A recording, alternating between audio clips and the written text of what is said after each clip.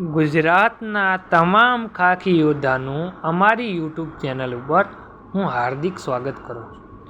મિત્રો, આજની સાંજ તમારા માટે એક નવી ખુશખબરી લાવી છે.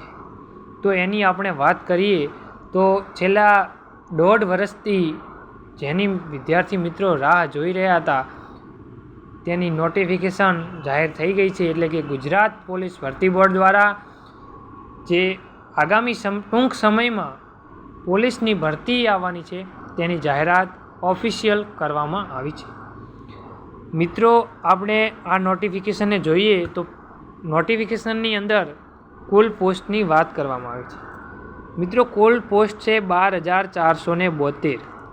એની અંદર બિન હથિયારી પોલીસ સબ ઇન્સ્પેક્ટર પુરુષ 316 જગ્યા, બિન હથિયારી પોલીસ સબ ઇન્સ્પેક્ટર મહિલા 156 જગ્યા, બિન હથિયારી પોલીસ કોન્સ્ટેબલ પુરુષ 4,422, બિન હથિયારી પોલીસ કોન્સ્ટેબલ મહિલા 2,178, હથિયારી પોલીસ કોન્સ્ટેબલ પુરુષ 2,212, બિન હથિયારી પોલીસ કોન્સ્ટેબલ મહિલા 1,090, હથિયારી પોલીસ કોન્સ્ટેબલ SRPF પુરુષ 1,000, જેલ સિપાઈ પુરુષ 1,013, જેલ સિપાઈ મહિલા 85.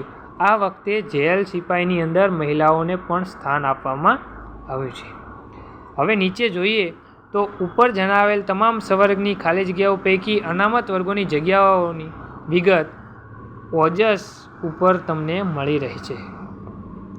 વિદ્યાર્થી મિત્રો, નવી વેબસાઇટ લોન્ચ ના થાય ત્યાં સુધી તમારે ઓજસ ઉપર માહિતી જોવાની રહેશે.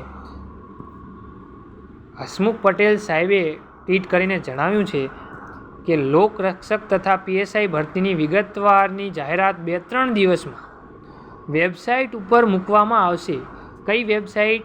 તો મિત્રો ઓજસ ઉપર મૂકવામાં આવશે. ઓજસ ઉપર મૂકવામાં આવશે. પોલીસ ભરતી બોર્ડની નવી વેબસાઇટ ન બને ત્યાં સુધી લોકરક્ષક ભરતી બોર્ડની વેબસાઇટ ઉપર ઉમેદવારો માટે તમામ વિગતો મૂકવામાં આવશે. ઉમેદવારોએ આ વેબસાઇટ જોતા રહેવું. મિત્રો, આગળ વાત કરીએ કે આના ફોર્મ ક્યારથી ચાલુ થશે ને એની વાત પણ હસમુખ પટેલ સાહેબે ટ્વિટરના માધ્યમથી જણાવી દીધું છે, જેઓ ભરતી બોર્ડના અધ્યક્ષ તરીકે નિયુક્ત થયેલ છે.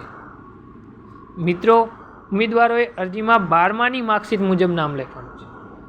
12માની આજ સુધી 10માની માર્કશીટ પ્રમાણે હતું, પણ હવે 12માની માર્કશીટ મુજબનું નામ લખવાનું છે. એટલે ટૂંકમાં કહી દઈએ તો કોન્સ્ટેબલ માટે લાયકાત 12 પાસ છે એ કન્ફર્મ થઈ ગયું છે. 12 પાસ છે એ કન્ફર્મ છે. હવે આગળ જોઈએ તો ઉમેદવારોની ફી સ્વીકારવા માટે બેંકે જે વ્યવસ્થા કરવી પડે તેમાં 20 દિવસ જેટલો સમય લાગે તેમ હોય. અરજી ફોર્મ 4 એપ્રિલથી સ્વીકારવાનો નિર્ણય કરવામાં આવે છે. 4 એપ્રિલથી મિત્રો ફોર્મ શરૂ થાય છે અને અહીંયા પણ લખેલ છે કે 4 એપ્રિલથી 30 એપ્રિલ સુધીનો રહેશે.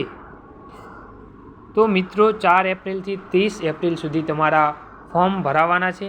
હવે નીચે જોઈએ તો લોકરક્ષક તથા PSI ભરતી બોર્ડની જે નવી વેબસાઇટ ના બને ત્યાં સુધી લોકરક્ષકની વેબસાઇટ ઉપર તમારે જોતા રહેવાનું છે અને 2-3 દિવસની અંદર ઓફિશિયલ જે નોટિફિકેશન સિલેબસ સાથે છે તે ઓજસ ઉપર મૂકવામાં આવી છે. મિત્રો, હવે વાત કરીએ આપણે કે આની ભરતી તો આવી ગઈ પણ એની પદ્ધતિ છે તો પહેલી છે ફિઝિકલ અને પછી છે CBRT. તો મિત્રો, ફિઝિકલ માટેનો ટાઈમ તેમણે શિયાળા દરમિયાન રાખ્યો છે, જેની શિયાળા દરમિયાન છે. તો મિત્રો, હજી તમારી પાસે CBRTની વાત કરવામાં આવે તો તેના માટે તમને 10 મહિનાનો સમય મળશે. ઓછામાં ઓછો 10 મહિના છે તમારા પાસે કે 10 મહિના તમને તૈયારી કરવા માટે મળી શકે છે. તો અત્યારથી જ લાગી જજો. અને હા, રનિંગની શરૂઆત જો કરવી હોય તો કરી શકો છો, પરંતુ હાલ તમારે લેખિત ઉપર ફોકસ કરવાનું રહેશે, કારણ કે રનિંગ માટે હજી તમારા પાસે ખૂબ જ સમય છે. કારણ કે શિયાળામાં તમારી ફિઝિકલ થઈ શકે છે. તો હજી તમારા પાસે ચોમાસું આખું છે, તો તમે 1-1.5 મહિનાની તૈયારીથી પણ ફિઝિકલ પાસ કરી શકો છો. તો આ હતી નોટિફિકેશનની વિગત, અને 2 દિવસ પછી જ્યારે ફાઇનલ નોટિફિકેશન આવશે તેના પર આપણે પણ વિડીયો બનાવીશું.